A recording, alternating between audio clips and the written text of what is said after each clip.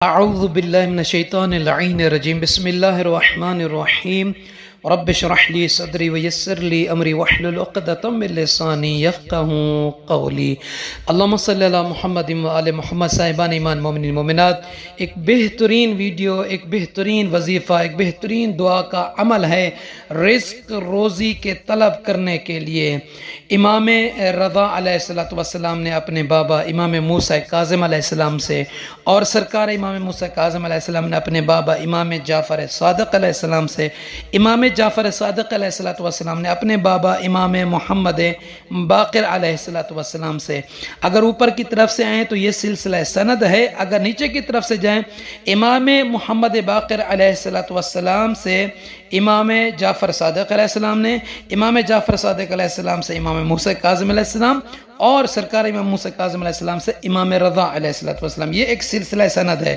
جناب دعب الخزائی کے بھائی کہتے ہیں کہ میرے مولا میرے آقا سید السردار امام رضا علیہ السلام نے فرمایا کہ میرے والد گرامی حضرت موسیٰ بن جعفر علیہ السلام نے فرمایا، میرے والد بزرگوار حضرت امام جعفر ابن محمد علیہ السلام نے اپنے والد گرامی حضرت محمد ابن علی علیہ السلام سے روایت کی ہے کہ آپ علیہ السلام نے فرمایا، جب صبح کے وقت اٹھو تو یہ دعا پڑھو. سامعین عزیز، میں بتاتا چلوں کہ یہ جو دعا ہے یہ روزی طلب کرنے کی بہترین دعا ہے.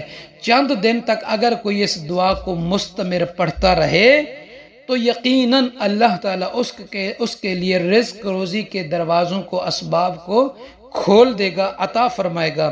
وہ دعا یہ ہے، بسم اللہ الرحمن الرحیم، اللہم اجعل لی سہما وافرا فی کل حسنۃ انزلتہ من السماء الی الارض فی ھذا اليوم واصرف عنی کل مصیبت انزلتہ من السماء الی الارض فی ھذا اليوم وعافنی من طلب ما لم تقدر لی من رزق وما قدرت لی من رزق فسقہ لی فی یسر منک وعافیت.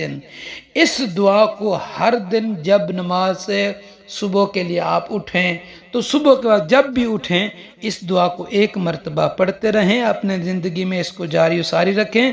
انشاءاللہ تعالی ان چار ائمہ کی سند سے یہ جو دعا آئی ہے، ان کی برکت سے، اس دعا کی برکت سے اللہ تعالیٰ آپ کے رزق کے، روزی کے دروازے کھول دے گا. جب یہ دعا مکمل پڑھ لیں تو اس دعا کے پڑھنے کے بعد 3 مرتبہ کہنا ہے آمین آمین آمین. تو سامعین عزیز، آپ سب سے عرض ہے ہمیں دعاؤں میں یاد فرمائیں گے.